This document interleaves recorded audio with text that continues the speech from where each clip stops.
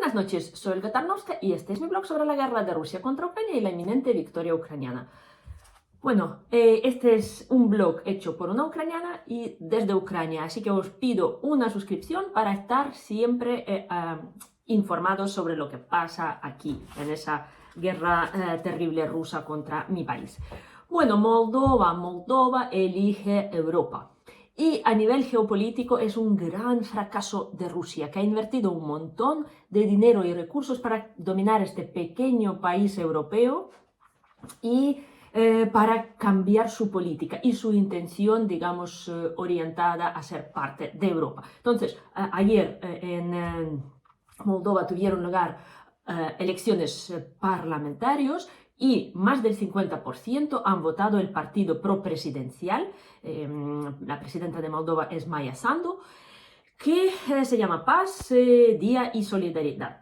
Acción y Solidaridad, ¿vale? El partido prorruso que fue muy promocionado por TikTok, por otras redes sociales que se llama Bloque Patriota, obviamente, y había uno que se llama un tal Dodon, que es el líder prorruso de este partido, que por supuesto quería que Moldova vuelva con Rusia.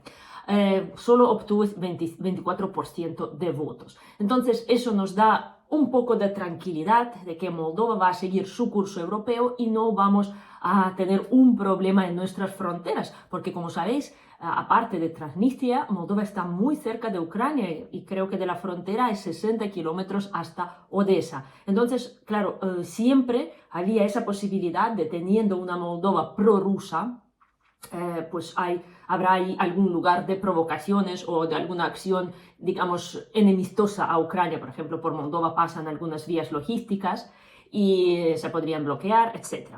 Así que, gracias a Dios, Rusia pierde, porque Rusia ya perdió desde que empezó. Claro, yo siempre digo, la gente se ríe a veces de mí, porque yo soy una persona que cree en el karma, ¿vale? Y Rusia está ahora atentando contra su propia madre, porque Ucrania es la que le dio nombre, la que le dio lengua, la que le dio cultura, la que le dio religión. Rusia no era nada, era un bosque pantanoso, ¿vale? Ahí alrededor del río sucio Moscú. Y solo los príncipes, digamos, rusos que han sido exiliados de Ucrania le han traído algo de civilización. Y toda esa porquería ahora nos está atentando.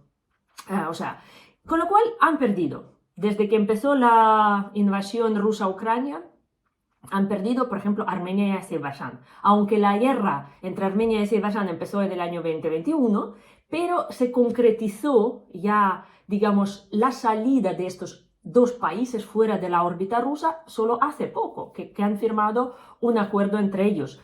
Un acuerdo donde Rusia no estaba presente, ¿vale? Entonces, Siria, ¿vale? Cayó el régimen de Assad en Siria, Rusia también lo sufrió. Ahora, el único país que es pequeñito y donde había y hay, digamos, humores y gente prorrusa, desgraciadamente Moldova es muy soviético, ¿no? Tiene todavía esa mentalidad que no se definen, por decirlo. Así que, pero aún ahí han perdido. Entonces Rusia ya no tiene a nadie con quien jugar sus cartas. De aquí a poco perderá Kazajstán y otros países de Asia Central que van a buscarse otro protector. Obviamente estarán más cómodos con China que con Rusia. Entonces, aunque parezca una cosa pequeña, a nivel de geopolítica es un fracaso muy grande de Rusia. Hoy hemos tenido unas cosas muy importantes entre ayer y hoy, que son el dejar a Belgorod sin luz. ¿Vale? Como sabéis, Rusia en el año 22 ya empezó destruyendo todas nuestras centrales térmicas y hidroeléctricas y todo lo que es infraestructura de suministro eléctrico en Ucrania nos lo han destrozado. Y hemos estado con blackouts, hemos estado sin agua, sin luz, sin internet y nos costó bastante adaptarnos en el año 22-23, que eran años difíciles porque teníamos que organizarnos para tener generadores, etc. Pero Ucrania ya está bastante estable a ese nivel. Sin embargo, Ucrania tenía una prohibición implícita o explícita, porque a Biden no le gustaba nada el ataque ucraniano a infraestructura civil rusa, de no atacar estas centrales en Rusia, aunque sean parte del, de la industria militar, porque esas, por ejemplo, Belgorod es la fortaleza, digamos, de suministro ruso y de logística rusa para el frente ucraniano. ¿Vale? Todo lo que pasa por ahí es una ciudad que nutre y suministra el frente. Entonces, fue atacada la central térmica y Belgorod se quedó sin luz, tanto la ciudad como algunos pueblos. Entonces, claro, esto ya cambia un poco la perspectiva, porque los rusos, en sus cabecillas, como sabéis que no piensan mucho, les cuesta mucho conectar la idea de que tienen déficit de combustible porque están en guerra con Ucrania, y Ucrania les asesta algún que otro golpe a las refinerías. Les cuesta mucho vincularlo, y también les cuesta mucho vincular que si se quedan sin luz, ¿vale? Es porque hay una guerra y que ellos también son atacados. No solo porque, claro, Rusia es un país que muchas guerras las hace fuera de su territorio, ¿no? La guerra en Georgia, en Siria, en Ucrania, no les impacta a los rusos. Y ahora empezamos una nueva era entre las refinerías, entre las fábricas, y ojalá haya más ataques a centrales térmicas y termoeléctricas, porque esto es lo que haga sentir a todos los ciudadanos rusos que viven una guerra. Todo lo que sentimos nosotros desde el inicio, ellos a lo mejor empezarán a sentirlo. Entonces dicen que fue un ataque hecho con misiles HIMARS, ¿sí?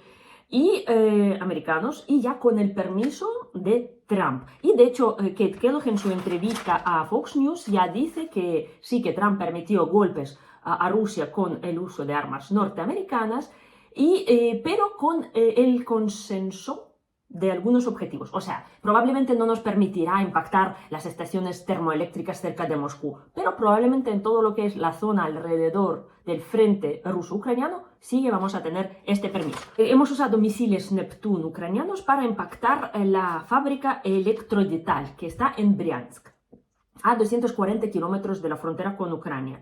¿Vale?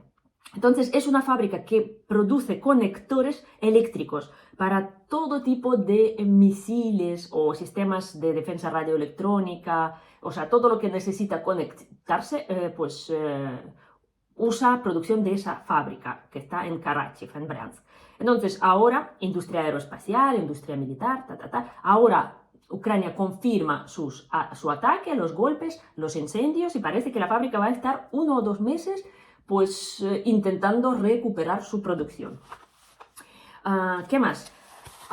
Tenemos también otra buena noticia, que es un helicóptero ruso Mi-28 fue impactado por un FPV dron ucraniano. Y son imágenes que algunas personas ya se han puesto en el teléfono como salvapantallas, porque es muy visual esa imagen, y por supuesto ha sido una suerte, ¿vale? Porque el helicóptero podría hasta tener a la infantería a bordo, hasta 20 personas, si no me equivoco, que estaba en movimiento. Entonces el dron pues lo alcanzó, y este helicóptero no tendría, por ejemplo, ni sistema de defensa radioelectrónica, ¿no? Para combatir un dron normal y corriente. Así que eso es otra noticia buena. Tenemos algunas operaciones especiales del Departamento de Inteligencia GUR, del Ministerio de Defensa, como incursiones a territorio enemigo. No sabemos dónde, pero hacen algunos raids para asustar al enemigo y crear algún tipo de sabotaje en su territorio. Y también en Melitopol, que es territorio ocupado ucraniano, se hizo una operación de sabotaje contra operadores de drones que se fueron al infierno. Entonces, ¿qué más tenemos? Los rusos ayer, como sabéis, han realizado uno de los ataques masivos otra vez a la capital ucraniana y a algunas otras ciudades, como Zaporizhia y como Odessa. Desgraciadamente, ¿qué tenemos que saber, ¿no?, de los ataques? Porque ya se repiten, son 643 objetivos aéreos, casi 600 drones y 48 misiles de todo tipo, desde balísticos hasta misiles de crucero. Entonces, los rusos han dicho que han impactado todos los objetivos que tenían previstos, ¿vale? Pero en Kiev han impactado en barrios residenciales, en edificios residenciales, en un centro hospitalario cardiológico, han matado a 4 personas, entre ellos una niña de 12 años. Entonces, incluso han impactado un resto de misil cayó en la embajada de Polonia. Entonces, ¿qué pasa? Los rusos incorporan el terror contra civiles en sus tácticas militares. Entonces, cuando ellos trazan las rutas de sus drones, ellos a propósito, o drones o misiles, los ponen a través de las áreas donde hay alta densidad de población. Vale, entonces, si tiene que poner un dron a una zona industrial, le pasa, pues el dron da tropecientos, nunca va directo, ¿sabes? El dron tiene siempre una ruta digamos, así, confusa para confundir todos los sistemas antiaéreos. Pues estos están dando vueltas y vueltas alrededor de barrios residenciales hasta en algún momento alcanzar o no algún objetivo que supuestamente es militar o pseudo militar o lo que sea. Pero ya incorporan esta estrategia de poder ser derribados o simplemente caer sobre los barrios civiles, porque para Rusia la estrategia de doblegar a Ucrania es obligar a su población a pedir capitulación, a pedir rendición al gobierno de Zelensky. Llevan esa estrategia ya más de un año, ¿no? Terror contra civiles. Y aunque no les da resultado, ellos piensan que no les da resultado porque no lo intentan más fuerte, ¿vale? Y esto es el drama, porque ellos no entienden que los ucranianos decidimos luchar. O sea, ya estamos luchando y vamos a seguir luchando. Ellos piensan que en algún momento eso fracasará, pero ya es una estupidez, pero es una estupidez que nos cuesta mucha destrucción, muchas víctimas y desgraciadamente todavía no tenemos estrategias de apoyo a Ucrania que sean victoriosas. Ojalá eso de las centrales térmicas, de las armas norteamericanas de largo alcance funciona, porque también el día antes los rusos destruyeron una destilería en Odessa. ¿Vale? No murió nadie, pero destruyeron unos talleres de embotellamiento y almacenes de coñac, ¿cómo se llama? Ackerman, Aznauri se llama la marca. ¿Vale? Para ellos, obviamente, una fábrica, una destilería es un objetivo estratégico, claro, porque los rusos sin vodka no van a ninguna parte. Pero claro, si lo piensas, no es ningún objetivo, digamos, que merezca la pena destruir así. También hay ataques a Gerson hoy y a la región de Dnipropetrovsk. Si estamos hablando del frente, aparte de Pokrovsk, que está, como siempre, sufriendo la mayor cantidad de ataques rusos, también tenemos otra ciudad que es Kupiansk, que está en el norte, la ciudad que está cerca de la frontera y donde los rusos han entrado por aquellos tubos de gasoducto. Entonces hay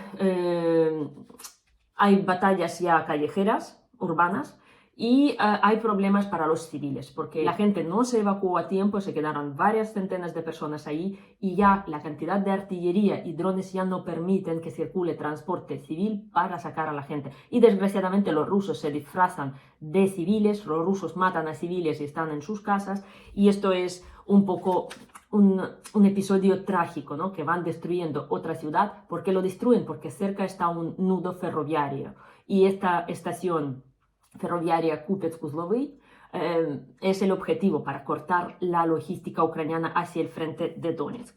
Entonces tenemos esto y tenemos también anuncios rusos que dicen que Ucrania va a hacer una operación de bandera sucia, ¿no? Con bandera sucia.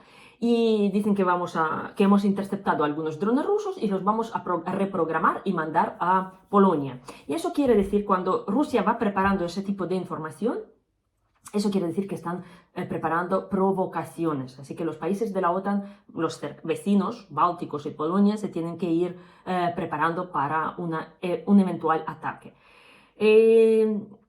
También, claro, algunos me preguntáis en los comentarios el por qué a Rusia le interesa provocar una guerra contra la OTAN, ¿no? Porque os acordáis que Rusia es uno de los objetivos no declarados de esa guerra rusa, es crear un estado totalitario, reforzar tanto el régimen de Putin y eliminar todo el tipo de oposición y digamos, resistencia, aunque sea pasiva, y en Rusia. O sea, ellos, con eso de la guerra, con eso que nos atacan, que estamos aquí luchando contra todo el mundo, ellos intentan crear esa solidaridad y esa unión de la población que apoye cualquier acción democrática, antidemocrática, horrible de su propio gobierno. Y Putin lo ha conseguido. O sea, si hablamos de los objetivos conseguidos, este será uno. Ya no queda oposición, ya Putin puede aprobar cualquier ley que no sea popular, ya Putin ya puede movilizar. Todavía no han llegado a la movilización general, pero eso también puede ser uno de los objetivos. Ya que nos ataca OTAN, y ahora veis que es directamente, no es solo de boquilla, pues vamos a levantarnos todos contra el enemigo.